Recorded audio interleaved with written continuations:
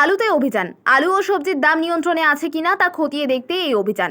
মানিকতলা বাজারে enforcement branch task force এবং বটতলা থানার পুলিশের যৌথ অভিযান। সবজি ও আলুর বাজার দর নিয়ন্ত্রণে রয়েছে কিনা তা যাচাই করতে যৌথ অভিযান। ইতিমধ্যে পাইকারি বাজারে আলুর বাজার দাম কমে যাওয়ায় খুচরো বাজারে জ্যোতি আলু বিক্রি হচ্ছে 32 টাকায়। গত 3 থেকে 4 দিন 6 থেকে 8 টাকা কেজি প্রতি কমেছে জ্যোতি আলু। দাম কমেছে চন্দ্রমুখী আলুরও। আজ 36 থেকে 38 টাকা কিলো প্রতি বিক্রি হচ্ছে চন্দ্রমুখী আলু। মাঝে মধ্যেই আধিকারিকদের অভিযান চলছে সবজি বাজারে, কিন্তু আদৌ কি নিয়ন্ত্রণে থাকছে নিত্য প্রয়োজনীয় সবজির বাজার দর? প্রশ্ন আম জনতার। গেছে সেটা আমাদেরই আন্তরিক প্রচেষ্টায় উঠিয়েছে। যারা ধর্মঘট করেছিল তারা আমাদেরই বন্ধু, স্থানীয়, তারা করেছিল, বরেন মণ্ডলরা, ওরা তুলেও নিয়েছে, পরিস্থিতি বুঝেছে। আলুর দাম মানিকতলা বাজারে, বর্তমানে এখানে এসেছি, মানিকতলা বাজারে এখন আলুর দাম দেখলাম 32 টাকা, যেটা 35 থেকে 32।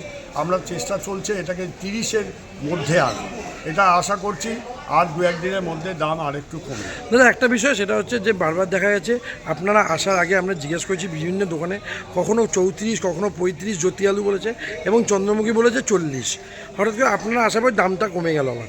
না, আমরা বলেছি যে যদি কেউ এইসব করে, ফাটকাবাজি করে, কেউ এই ধরনের বেআইনিভাবে দাম বেশি নেয়, তাহলে তাকে পুলিশি হয়রানি সহ্য করতে হবে, তখন সংগঠন কিছু করতে পারবে না। আপনারা যে একবার বলেছিলেন তালিকা টাঙিয়ে দিতে দামের তালিকা আমরা সবজি আলাদা কেউ টাঙিয়েছে কিনা আমরা জানি না, ওটা আমরা সমিতিগতভাবে খোঁজ নিই। আলুর ক্ষেত্রেও কি সেই তালিকার আলু সব জায়গাতেই তালিকা টাঙাতে হবে, যা মূল্য, যা দাম আছে, যা আলু, পেঁয়াজ, আদা, রসুন সবের তালিকা রাখতে।